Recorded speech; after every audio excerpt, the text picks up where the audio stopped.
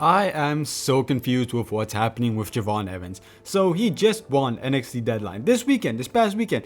Not a lot of time has passed, and now tonight he lost to Oba Femi against the NXT Championship. Now, I didn't expect him to win. Honestly, I was 50-50 on it. I didn't mind if Javon is the new champ. I didn't mind if Oba retains. But having it happen so quickly is very strange. So let's talk about what led up to it and how I feel about it. First off, Oba Femi opens the show. Oba Femi comes down to the ring. He celebrates being the new champion. He talks about how he's back in charge, how he has to be. He's ready to go and defeat Cody Rhodes. That's when Ricky Saints comes out. Ricky Saints is still all confident. He's still all cocky. He wants a rematch against Oba Femi, pointing out they're 1-1. He wants a rematch. He wants to take that championship back. That's when Javon Evans comes out, the catalyst for all of this. He says that he's giving in his opportunity tonight. He wants to be NXT champ tonight. He's not the future, he's the now. Ricky Saints tries to dissuade him from doing that, but Javon Evans doesn't care. He goes ahead. The match is made for tonight's main event, which is when that happens. And honestly, Oba Femi versus Javon Evans, every single match they have is just so damn good. I feel like they're my favorite two men to see in a ring together because it's always just so much fun. The matches are great. The storytelling is great. It's amazing. Unfortunately, Javon Evans seems like he almost had the victory. That's when Ricky Saints pulls the referee out of the ring and Javon Evans jumps out. He gets rid of Ricky Saints, but that distraction is enough to help Oba Femi get the victory. Now, first things first, I'm not upset with this result. I feel like this might be the catalyst we need to finally make Ricky Saints interesting. He has struggled with that during his entire time on NXT, being a bit of a cocky, heelish behaviors. Even if he's still a babyface like an anti-hero, although it seems like we're going to a heel direction, him having this edge is definitely something that's going to be good for him. And I can see a feud with Javon Evans being really entertaining. On the other hand, it sucks that we did this so early with Javon Evans because I don't know how I feel about it. It's fine. I'm good with a feud between Ricky Saints and Javon Evans. I said that before, but I don't know, man. It's weird. As Oba Femi leaves the ring, he does have a face-to-face with Ricky Saints, where Ricky Saints clearly wants that championship back, so I'm gonna assume we're still gonna have that rematch down the line too. But yeah, maybe, okay, if NXT does this because they like to do this, just throw everyone in a triple threat match. They did it multiple times with Trick Williams, Oba Femi, and Javon Evans. Still waiting for that major Trick Williams, Oba Femi one-on-one match, which we've never really gotten. I'm conflicted on this, man. I don't know how I feel about this. I'm gonna give NXT the benefit of the doubt because usually they make it work, but as of right now, I'm feeling very weird about this situation. However, the first match on tonight's card is Kalani Jordan versus Jordynne Grace. Kalani Jordan defeats her rival. I don't believe this is the last match in the rivalry, but it was a really good match. There was this moment during the match where Jordynne Grace was walking up the stairs with a chair. The referee took the chair away and then Kalani Jordan kicked her off the stairs and then through the barricades. That was really cool. It did look a tiny bit strange. It didn't look like it looked natural, but it was still a cool moment, so we give it a pass. I love Kalani Jordan, but I do feel bad for Jordynne Grace. She's also in a similar situation as Ricky Saints. I'm sounding like a broken record because I've been talking about Ricky Saints and Jordynne Grace's characters for the whole year now since they've gotten on NXT. But whenever Jordynne Grace is in a feud, her rival always seems to come out better, while Jordynne Grace seems to stagnate. The whole thing with Blake Monroe really made Blake Monroe stood out a lot more than Jordynne Grace. And this whole feud with Kalani Jordan now, she's kind of the one that got elevated. Her new heel gimmick is way more interesting than what Jordynne Grace is doing. And I'm not saying Jordynne Grace sucks. She's amazing. She's a great wrestler. But I was talking about this with the people I do PUWF2, that a lot of us would rather see Callie Armstrong than see Jordynne Grace. There is something missing for Jordynne Grace, and while I do hope she ends up winning this feud, because I feel like it doesn't matter, Kalani Jordan will succeed, and I feel like her character is going to do better if she loses this feud, just go completely nuts. For Jordynne Grace, I don't know what needs to be done. I feel like I saw a bit of what we could do with Ricky Saints tonight, just a dick. I don't know how we go for Jordynne Grace and make her interesting. I do want to see that though. It just feels like she doesn't really mesh in nicely in such a deep women's division like she did being the top dog in TNA in the past. She's then backstage complaining to all the women in the locker room, but all of them just one by one leave as she's complaining, getting ready for Blake Monroe's open challenge. The only person that does come up and talk to her is Thea Hill. Jordynne Grace says she can't believe she's taking advice from a 16-year-old, but Thea Hill points out she's 22 years old and much more of a veteran in NXT than Jordynne Grace. This is fun, but I don't I still don't know, man. I don't know what we do with Jordynne Grace.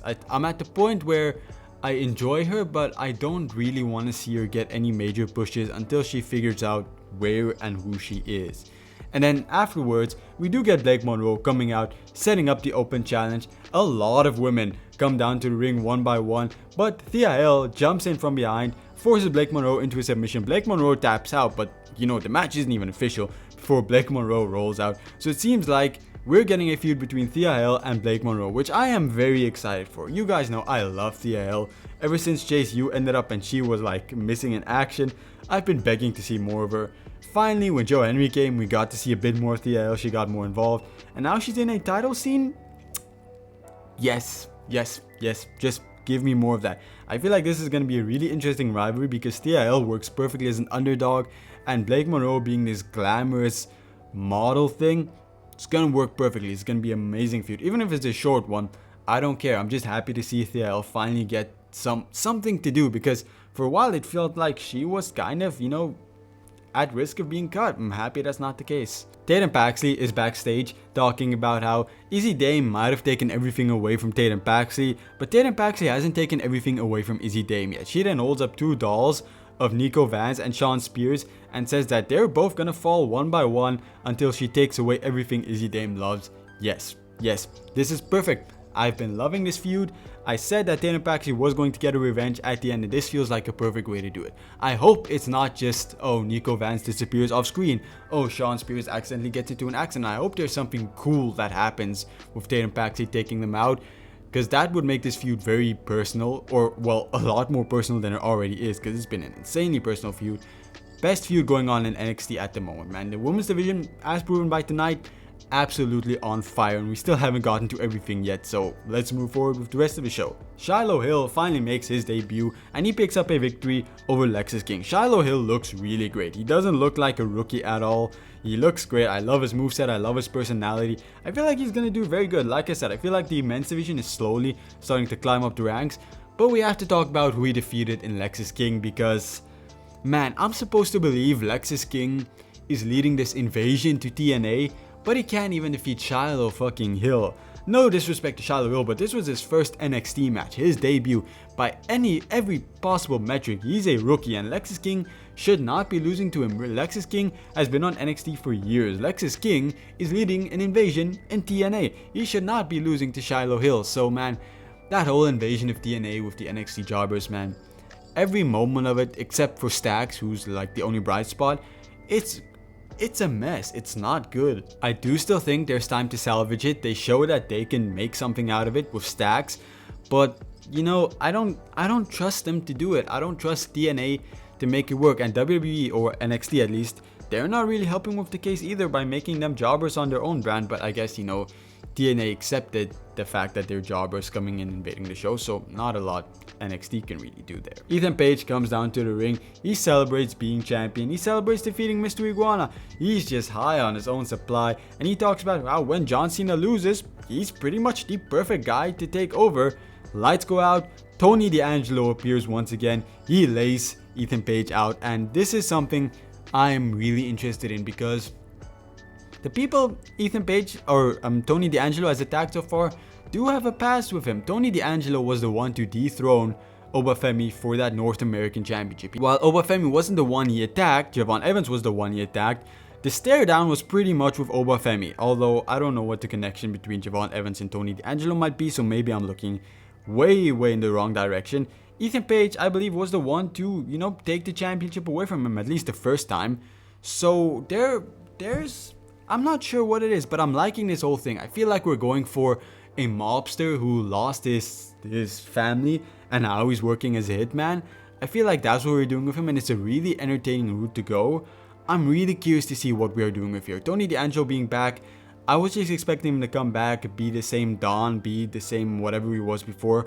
I don't know what he is, and that makes me really interested in this. Ethan Page then goes backstage into Ava's office, where Ava's talking to Joe Henry, Leon Slater, Dion Lennox, and Miles Bourne. All four of them are being put in a match next week, where the winner will be the new #1 contender for New Year's Evil. So a solid, fun match. Gonna talk about my predictions about that next week before the match actually happens.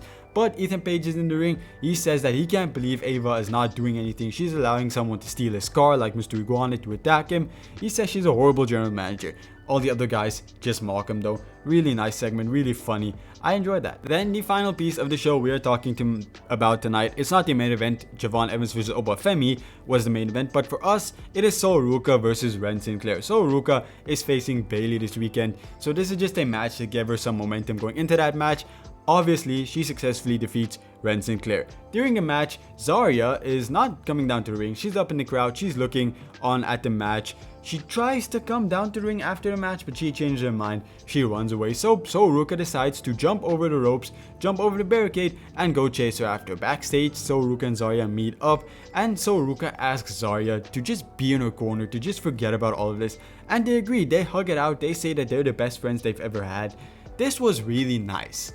I don't buy into this at all. This feels way too easy of a solution.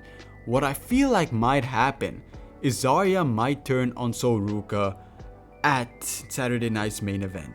I feel like that is a perfect way to give this feud a lot of, a lot of coverage, a lot of people, a lot of eyes watching it. And it's probably the biggest stage for you guys to elevate this feud, make it seem like something major. John Cena's final pay-per-view, his final match, on that same show, Zarya turns on Sol Ruca. It feels like that is a big ass catalyst for this feud to be a long-term amazing feud. I kind of want that to happen. I feel like that would be a great thing to do, and it just helps Bayley pick up a victory without Sol Ruca losing clean.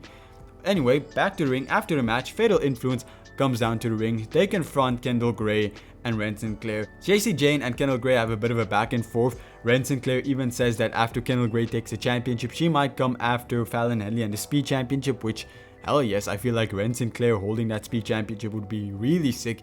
You know what's funny is that the Speed Championship, everyone who ends up holding it is just fun. I mean, Sol Ruca was an amazing Speed Champion. Fallon Henley, although she hasn't done anything with it, I feel like it just helps making Fatal Influence look cool, having a lot of belts. Ren Sinclair, it just seems like it fits her character perfectly to have the Speed Championship. Regardless, Jacy Jayne and the rest of Fatal Influence lay out Kendall Gray, lay out Ren Sinclair, and they stand tall, man. I don't know who's gonna win this feud, because a part of me, I really feel like we should just have it be Kendall Gray. Just put the belt on her, have her be a double champion. That would be sick. On the other hand, I don't feel like that's really a possibility. I don't see them making Kendall Gray a double champion. But they've done it before. They've made multiple people double champions. I mean, Jacy Jayne was a double champion. Sol Ruca was a double champion, both in this year. So maybe it would be a major push for Kendall Gray and I would enjoy it. But for some reason, I find it difficult to believe they will do this. On the other hand, Jacy Jayne retains, that's fine. I'm fine with her reign. I have no issues with her reign. I just wonder after this, like, who really is the person to defeat Jacy Jayne if it isn't going to be Kendall Gray? Because I don't really have an idea. So if I have to give tonight's show rating, I'm going to say it was a 8 out of 10. A really good show. I really enjoyed it. But there's just a few tiny things that bothered me, which is, I don't buy into Jordynne Grace. I feel weird about the whole Javon Evans thing, and just the fact that Lexis King got essentially squashed by Shiloh Hill. Not because I like Lexis King, but because I watched TNA and I understand what they're trying to do there. And Lexis King losing to Shiloh Hill is not a good sign. Although I'm very happy for Shiloh Hill, great result, but I feel a bit weird about a few things, but it doesn't take my enjoyment out of the good parts of the show. The show was still amazing. I still thoroughly enjoyed every single moment. So yeah, I'm gonna say 8 out of 10 is a solid answer. So if you like this video, please leave a like and subscribe. I cover NXT, Evolve, and TNA every single week, including all their pay-per-views, all their special events, and I'll also be covering Saturday Night Main Event, simply because it has a lot of NXT involvement. So, gonna be quite busy. I also have a superhero channel where I'm going to cover the Supergirl trailer. Once that comes out, it'll be linked down in the description below. So if you're interested in superhero stuff, also tune in there. So please leave a like, subscribe, and I'll see you again soon. Goodbye, everyone.